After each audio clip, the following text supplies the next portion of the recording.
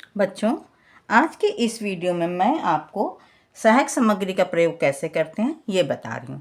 देखिए, ये chart paper रखा हुआ है। मैंने इसे व्याकरण के प्लान के हिसाब से वैसे तो तैयार किया है। आप जब इसको ले जाएंगे तो चार्ट पेपर मत ले जाइएगा, क्योंकि ये मुड़ता है। आप इसके पीछे कार्डबोर्ड चिपका करके तब आप इसको ले जाएं, तो ये सीधा रहेगा।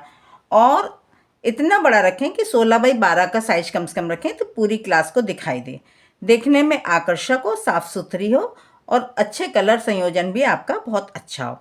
अब दूसरी बात यह है कि जो विषय आपने सिलेक्ट किया है, जो पाठ्य योजना आप बना रहे हैं, सहायक सामग्री भी आपके उसके अनुरूप ही होनी चाहिए, विद्यार्थियों के स्तर के अनुरूप हो, तो ये बात भी ध्यान रखिएगा।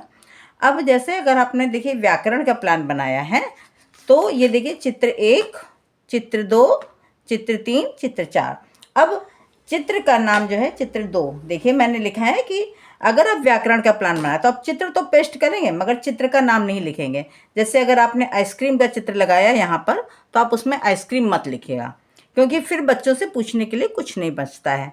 अगर आप विलोम का प्लान बना रहे हैं, तो जैसे आपने आइसक्रीम लगाई, तो आप कॉपी में जो अपनी पाठ्य योजना बनाएंगे उसमें आप लिखेंगे ब्रैकेट में चित्र की ओर संकेत करते हुए, फिर पूछेंगे प्रस्तुत चित्र किसका है। हाँ, पॉइंटर का भी आपको ध्यान रखना है। आपको ये सामग्री लेफ्ट साइड टांगनी है और अलग अलग पेपर से इस प्रकार कवर करनी है, अलग अलग पेपर से।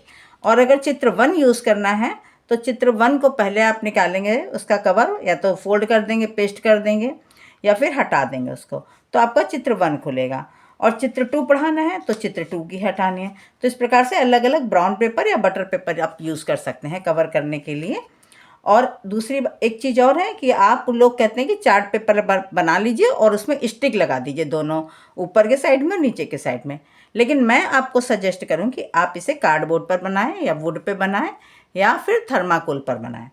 तो इस प्रकार से आप सहायक सामग्री बनाएंगे।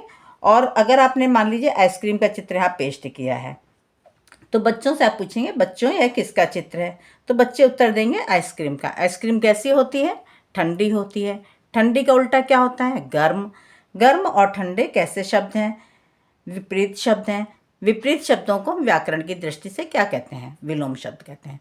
तो अगर आप टॉपिक निकाल रहे हैं, प्रस्तावना प्रश्न पूछ रहे हैं, तभी आप पूछेंगे कि विपरीत शब्दों को हम क्या कहते हैं। अब अगर आप विश्लेषण कार्य कर रहे हैं, तो आप पूछेंगे बच्चों ये किसका चित्र है? बच्चे उत्तर देंगे आइसक्रीम का। आइसक्रीम कैसी होती है? ठंडी होती है। ठंडी का उल्टा क्या होता है? गर्म होता है। तो ठंडे और गर्म कैसे शब्द हैं? विपरीत शब्द हैं। अब उसमें आप विलोम शब्द नहीं बोलेंगे। बस यही प्रश्न, यही 3 प्रश्न करके आप उसको ख़त्म कर देंगे। इसी प्रकार से आप हर बार अलग प्रश्न करेंगे और सहायक सामग्री का यूज़ करेंगे। इसमें बेटा बच्चों, मैंने विलोम का प्लान जो है अपना यूट्यूब पर डाला हुआ है पढ़ाते हुए, तो उससे आप देख लें और उससे आपको आइडिया भी लग जाएगा। अब अगर आप देखिए सहायक सामग्री में मान लीजिए आपने चित्र यूज़ किया, तो आप इस तरीके से दिखाएंगे। अब अगर वस्तु का प्रयोग करना है, तो वो भी मैं आपको बता दे रही हूँ। जैसे ये देखिए सहायक सामग्री। अब अगर आप स्कूल मुझे अच्छा लगा पढ़ा रहे हो, तो आप पूछोगे बच्चों का, आप चूँकि खड़े होंगे और बच्चों के सामने फेस करके आप उनको दिखाते हुए पूछेंगे इस प्रकार से कि सामने कर लेंगे। देखिए हम तो इस तरीके से आपका वीडियो बनाया, तो हम आपको इस तरह से दिखा रहे हैं। तो आप बच्चों के सामने करके पूछेंगे बच्चों यह क्या है। और कॉपी में भी आप लिख लेंगे, जहाँ पर आपको यूज़ करना है वहाँ ये आप ज़रूर लिखें कि वस्तु प्रदर्शित करते हुए और बच्चों यह क्या है, अगर वस्तु प्रदर्शित कर रहे हैं। तो बच्चे उत्तर देंगे। और जब आप पूछेंगे बच्चों सामने, तो बच्चों से पूछेंगे बच्चों यह क्या है, तो बच्चे उत्तर देंगे कि पुस्तक है। पुस्तक से हम क्या करते हैं? पढ़ते हैं। पढ़ने के लिए हम कहाँ जाते हैं? विद्यालय जाते हैं या स्कूल जाते हैं। तो बच्चों आपको स्कूल कैसा लगता है? बच्चे उत्तर देंगे अच्छा लगता है। तो आपका पाठ का शीर्षक निकल आया और फिर आपने जो है उसका उपविषय के आगे शीर्षक लिख दिया, स्कूल मुझे अच्छा लगा।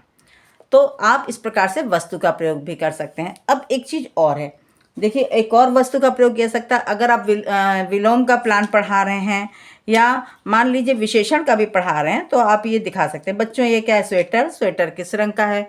नीले और सफ़ेद रंग का है। तो नीला और सफ़ेद रंग किसकी विशेषता बता रहे हैं? स्वेटर की। विशेषता बताने वाले शब्दों को हम क्या कहते हैं? विशेषण कहते हैं। तो ये प्रस्तावना प्रश्न के हिसाब से हुआ। अब अगर आप विश्लेषण कार्य करेंगे, तो आप पूछेंगे बच्चों यह क्या है? स्वेटर है। स्वेटर किस रंग का है? नीले और सफ़ेद रंग का। तो नीला और सफ़ेद शब्द किसकी विशेषता बता रहे हैं? विशेष उसकी, स्वेटर की। बस इतना ही पूछकर आप विश्लेषण में समाप्त कर देंगे अपनी पाठ्य योजना और दूसरा वाक्य बनाएंगे। और इसमें देखिए सजीव भी आप एग्जाम्पल दिखा सकते हो। अच्छा, ये एक बात ये है कि जो भी वस्तु या चीज़ दिखाएंगे उसका उपयोग करने के बाद आप उसको वहाँ से अलग रख देंगे। अब जैसे मान लीजिए सजीव कोई चीज़ दिखानी है तो आप इसका प्रयोग विज्ञान की पाठ्य योजना में भी कर सकते हो, हिंदी की पाठ्य योजना में भी कर सकते हो और इंग्लिश की पाठ्य योजना में। देखिए मैं आपको ये गुलाब का फूल दिखा रही हूँ, तो आपने कॉपी में आप लिख लेंगे वस्तु प्रदर्शित करते हुए और फिर आप पूछेंगे बच्चों यह क्या है, तो बच्चे उत्तर देंगे गुलाब का फूल है। गुलाब का फूल किस रंग का है? लाल रंग का है। लाल शब्द किसकी विशेषता बता रहा है? गुलाब के फूल की। विशेषता बताने वाले शब्द को हम क्या कहते हैं? विशेषण कहते हैं। अब अगर विश्लेषण कार्य करना है तो फिर आप वैसे ही करेंगे कि लाल शब्द किसकी विशेषता बता रहा है? गुलाब के फूल की। बस यही 3 प्रश्न आप पूछ करके समाप्त कर देंगे। और विश्लेषण कार्य में आप इसी प्रकार से पूछेंगे, कोई भी वस्तु दिखाएं, कुछ भी दिखाएं, आप पूछेंगे यह क्या है, बच्चे उत्तर देंगे। जैसे आपने दिखाया तोता का कोई टॉय दिखाया या तोते का खिलौना हो वो भी आप दिखा सकते हो या चित्र भी दिखा सकते हो। तो पूछा बच्चों से, मान लो चित्र में दिखाया आपने तोते को, तो आपने पूछा बच्चों ये क्या है? बच्चे कहेंगे तोता। तोता किस रंग का है? हरे रंग का। हरा शब्द किसकी विशेषता बता रहा है? तोते की।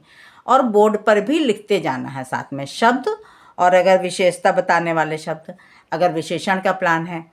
अब तो इस प्रकार से आपको पढ़ाना है। अब अगर आप क्रिया विशेषण का प्लान बना रहे हो तो आप यहाँ पर चित्र 1 में घोड़े का चित्र दिखा दोगे, दौड़ते हुए घोड़े का चित्र, और फिर बच्चों से पूछोगे बच्चों यह किसका चित्र है? तो बच्चे उत्तर देंगे घोड़े का चित्र है। घोड़ा क्या कर रहा है? दौड़ रहा है। क्रिया का भी प्लान इसी से बन जाएगा। ठीक है बच्चे, देखिए क्रिया का प्लान बनाना तो आप केवल इतने प्रश्न करेंगे, बच्चों यह किसका चित्र है? घोड़े का। घोड़ा क्या कर रहा है? दौड़ रहा है।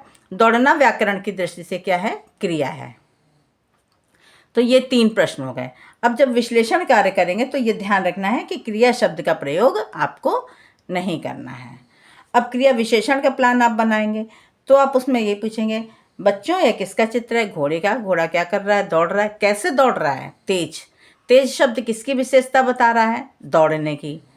तो जो शब्द क्रिया की विशेषता बताते हैं उसे हम क्या कहते हैं? क्रिया विशेषण। ये प्रस्तावना प्रश्न पूछना है।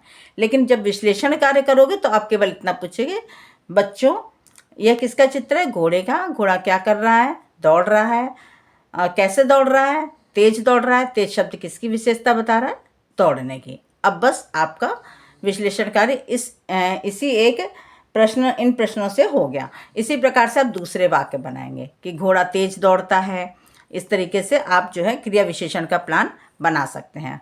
और विशेषण में हमने आपको बताया ही कि जो है जो संज्ञा या सर्वनाम की विशेषता बताते हैं उन्हें हम विशेषण कहते हैं। तो इस बात को ध्यान में रख के बनाइए कि जैसे गीता सुंदर लड़की है, गुलाब का फूल लाल रंग का है, या और आप कह सकते हो कि और कोई चीज़ आप दिखा सकते हो। तो इसी प्रकार से आप वाक्य बना सकते हैं।